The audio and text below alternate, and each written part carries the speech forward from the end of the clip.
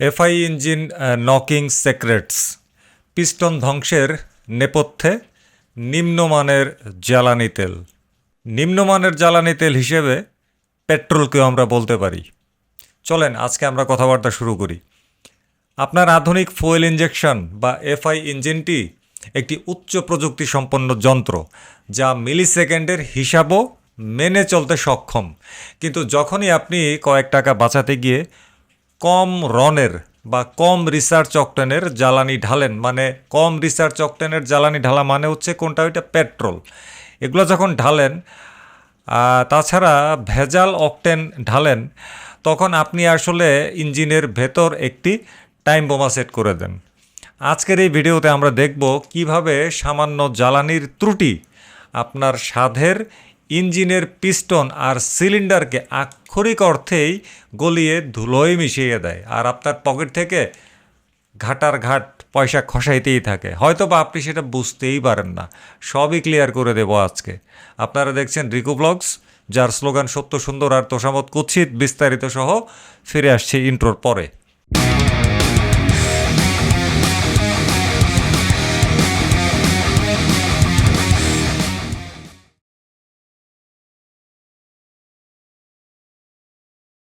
অনেকেই আমার ইউটিউব চ্যানেলে অনেক ভিডিওতে প্রশ্ন করছে যে ভাই আসলে এফআই বাইকে কি পেট্রোল দিব না অকটেন দিব।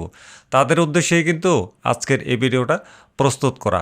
আশা করি সবগুলো চ্যাপ্টার মনোযোগ সহকারে শুনতে থাকবেন, তাহলেই আপনার উত্তর আপনি সাথে সাথে বিস্তারিতভাবে এবং খুবই সহজভাবে পেয়ে যাবেন। আপনার ইঞ্জিনের ইসিইউ আপনাকে বলছে সব ঠিক আছে, কিন্তু আপনার অজান্তেই পিস্টনের রিংগুলো চূর্ণ বিচূর্ণ হয়ে যাচ্ছে। আধুনিক হাই কম্প্রেশন ইঞ্জিনগুলো অত্যন্ত সেন্সিটিভ। এখানে জ্বালানি পড়তে হয় সুশৃঙ্খলভাবে, ঠিক যেন একটি ধাক্কা। কিন্তু লো অকটেন ফুয়েল কোনগুলা? পেট্রোল। আবার খারাপ ইয়েও আছে, অকটেনও কিন্তু এখানে আছে, অর্থাৎ সবগুলো মিলাই হচ্ছে নিম্নমানের জ্বালানি। এনিওয়ে, লো অকটেন ফুয়েল বা ভেজাল অকটেন সেখানে কাজ করে হাতুড়ির মতন।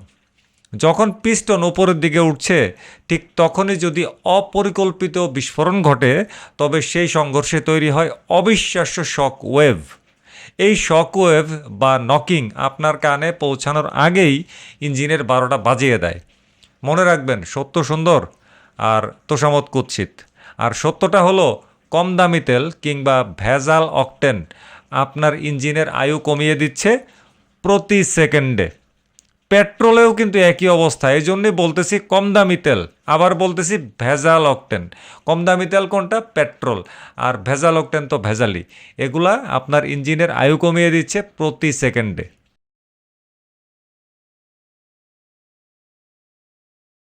অনেকে মনে করেন অকটেন মানেই বুঝি বেশি শক্তি, কিন্তু ভুল।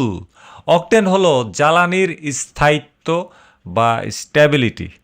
উচ্চ কম্প্রেশন ইঞ্জিনে বাতাস ও জ্বালানির মিশ্রণকে প্রচণ্ড চাপে সংকুচিত করা হয়। লো অকটেন ফুয়েল কিংবা ভেজাল অকটেন এই চাপ সহ্য করতে পারে না এবং স্পার্ক প্লাগ ফায়ার করার আগেই নিজে নিজে জ্বলে ওঠে। একেই বলে প্রি ইগনিশন। উচ্চমানের অকটেন বা ভেজালমুক্ত অকটেন স্পার্ক প্লাগের সংকেত না পাওয়া পর্যন্ত শান্ত থাকে। এই আণবিক স্তরের অস্থিরতাই আধুনিক ইঞ্জিনের জন্য নরক তৈরি করে। 2026 সালের পারফরম্যান্স স্ট্যান্ডার্ড অনুযায়ী আপনার ইঞ্জিনের জন্য দরকার স্থিতিশীল দহন। বিশৃঙ্খল দহন দিয়ে কোনো লাভ হবে না।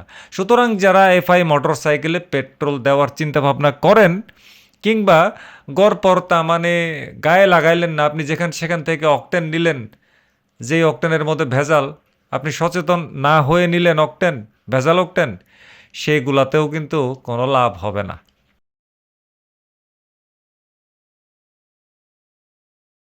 একটি আদর্শ ইঞ্জিনে পিস্টন যখন সর্বোচ্চ উচ্চতায় কিংবা টিডিসিতে থাকে, টপ ডেড সেন্টার, তখন বিস্ফোরণ ঘটে তাকে নিচে ঠেলে দেয়।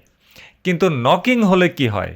পিস্টন যখন উপরের দিকে উঠছে, অর্থাৎ টপ ডেড সেন্টারের দিকে যাচ্ছে, ঠিক তখনই নকিং বিস্ফোরণ তাকে উল্টো দিকে ধাক্কা দেয়, মানে টপ ডেড সেন্টারে যাওয়ার আগেই ধাক্কা দিয়ে দেয়। ফলাফল কি হয়? পিন কানেক্টিং রড এবং পিস্টনের উপর কয়েক টন ওজনের চাপ পড়ে। এই চাপের তীব্রতা এতই বেশি যে এটি প্রি ইগনিশন শক ওয়েভ তৈরি করে, যা সিলিন্ডারের ভেতরে শব্দের চেয়ে দ্রুত গতিতে আছড়ে পড়ে। শব্দের চেয়ে দ্রুত গতিতে, মানে বুঝতে পারতেছেন, আমরা তো বাইরে থেকে আসলে টের পাই না, কিন্তু ভিতরে কত শক্তি যে উৎপন্ন হচ্ছে এবং খরচ হচ্ছে, এটা আসলে আমরা যারা সাধারণ বাইকার আছি আমাদের কল্পনারও বাইরে। এটা অনেকটা চলন্ত ট্রেনের সামনে দাঁড়িয়ে হাত দিয়ে ট্রেন থামানোর চেষ্টার মতন। কল্পনা করেন মনে মনে যে খুবই তীব্র গতিতে একটা ট্রেন যাচ্ছে আর আপনি সামনে হাত দিয়ে দাঁড়ায় আছেন, তাহলে আপনার অবস্থাটা কি হবে?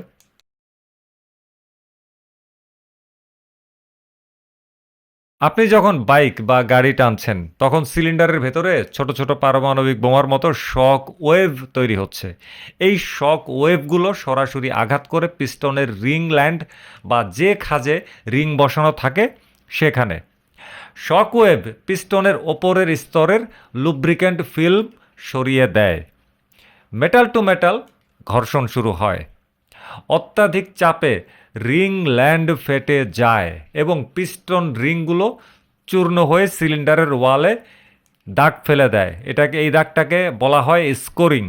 দেখছেন না এরকম পিস্টন যে ভেঙে যায়, পিস্টনের রিংগুলো যে ভেঙে যায়, দেখছেন কিনা বলেন? আমার এই চ্যানেলেই কিন্তু ভিডিও আছে। এবং সিলিন্ডারের ওয়ালে যে দাগ পড়ে যায়, স্কোরিং হয়, এই ভিডিও কিন্তু আমার এই চ্যানেলেই আছে।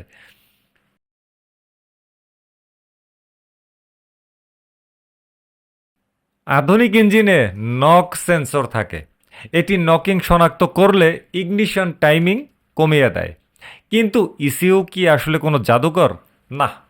প্রত্যেক ইসিইউ ম্যাপের একটি নির্দিষ্ট সীমা থাকে।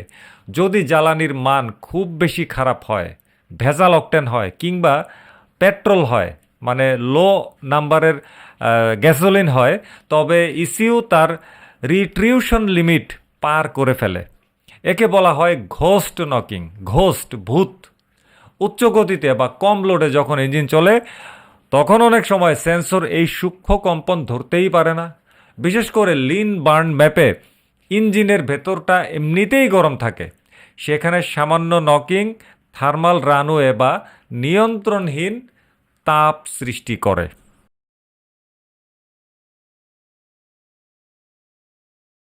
ইঞ্জিনের কুলিং সিস্টেম ডিজাইন করা হয় দহন চেম্বারের সাধারণ তাপমাত্রার জন্য, কিন্তু নকিং শুরু হলে সেখানে তৈরি হয় লোকাল হটস্পট।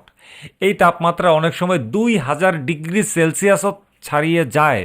এটা অনেকটা লেজার কাটারের মতো কাজ করে। এই তাপ পিস্টনের উপরের অংশ বা ক্রাউনকে নরম করে ফেলে। ফলাফল কি হয়? Piston melt down.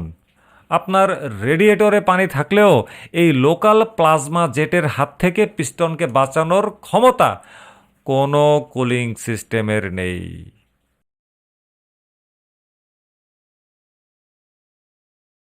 যখন পিস্টন রিং ভেঙে যায় তখন সেই ভাঙা টুকরোগুলো সিলিন্ডারের দেয়ালে লম্বালম্বি গভীর আঁচড় কাটতে থাকে।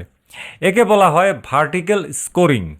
এর ফলে ইঞ্জিনের কম্প্রেশন লিক হয় মাস্ট, ইঞ্জিন অয়েল পুড়ে ধোঁয়া বের হতে থাকে এবং শেষ পর্যন্ত ইঞ্জিন পুরোপুরি সিজ হয়।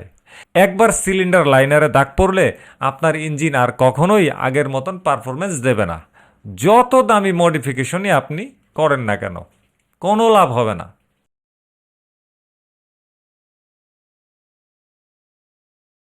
2026 সালে দাঁড়িয়ে আমরা যে ইঞ্জিনে চলছি তার প্রযুক্তি মহাকাশযানের কাছাকাছি, অথচ আমাদের ফুয়েল পাম্পের তেল অনেক সময় 90 দশকের স্ট্যান্ডার্ডেও পড়ে না। এফআই ইঞ্জিনের ইনজেক্টর ফুয়েলকে কুয়াশার মতন স্প্রে করে। লো অকটেন ফুয়েল অর্থাৎ পেট্রোল কিংবা ভেজাল অকটেন এই সূক্ষ্ম অবস্থায় আরও বেশি উদ্দায়ী হয়ে ওঠে, যা প্রি ইগনিশনের ঝুঁকি 10 গুণ কিংবা 20 গুণও বাড়িয়ে দিতে পারে।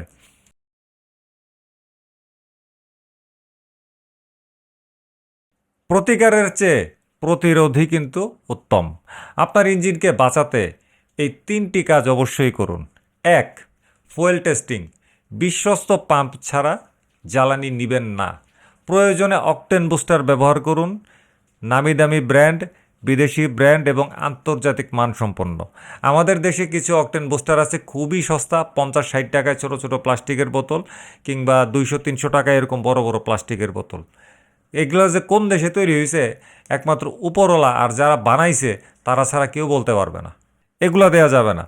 ভালো মানের বিদেশি নাম করা ব্র্যান্ডের আন্তর্জাতিক ব্র্যান্ড, আন্তর্জাতিক মানসম্পন্ন ওই সমস্ত অকটেন বুস্টার বাছাই করতে হবে। ওগুলো একটু দামি, কিন্তু আপনাকে সার্ভিসটাও দিবে কিন্তু দামি। 2 নম্বর টিপস, আফটার মার্কেট মনিটরিং।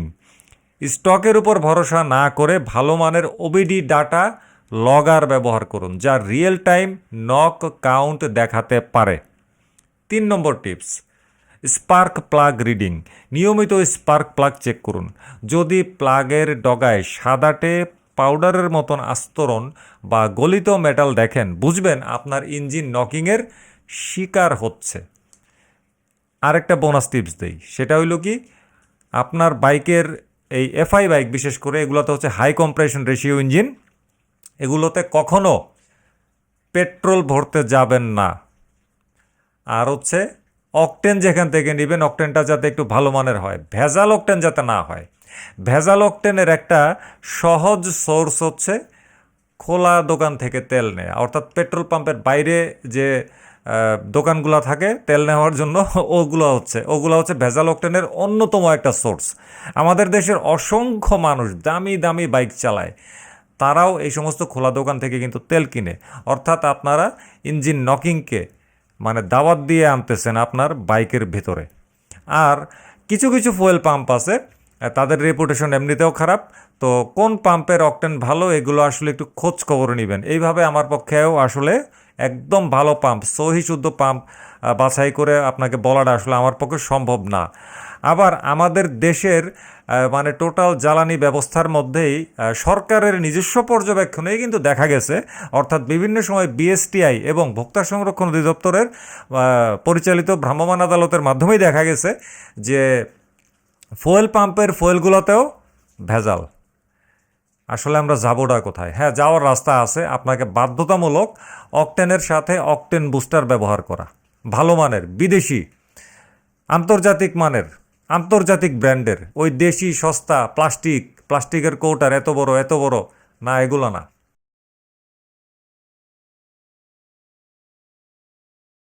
তেল সাশ্রয় করার চিন্তা করে যারা নিম্নমানের জ্বালানি ব্যবহার করেন, তারা আসলে কয়েক হাজার টাকার বিনিময়ে কয়েক লাখ টাকার ইঞ্জিন ধ্বংস করছেন।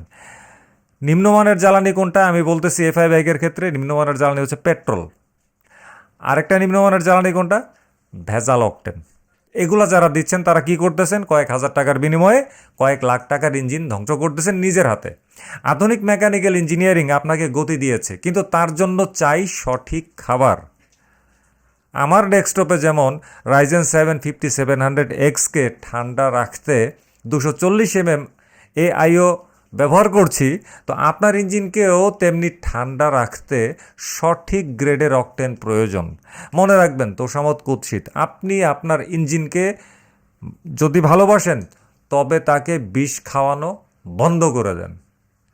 আপনার ইসিও আপনাকে সতর্ক করবে না, আপনার কান হয়তো নকিং শুনবে না, কিন্তু আপনার ওয়ালেট ঠিকই টের পাবে যখন ইঞ্জিনের ব্লকটা 2 টুকরো হয়ে যাবে। সিদ্ধান্ত আপনার, সঠিক জ্বালানি নাকি সঠিক সর্বনাশ। ভালো থাকবেন সবাই, বিদায় নিলাম আজকে। আল্লাহ হাফেজ, আসসালামু আলাইকুম।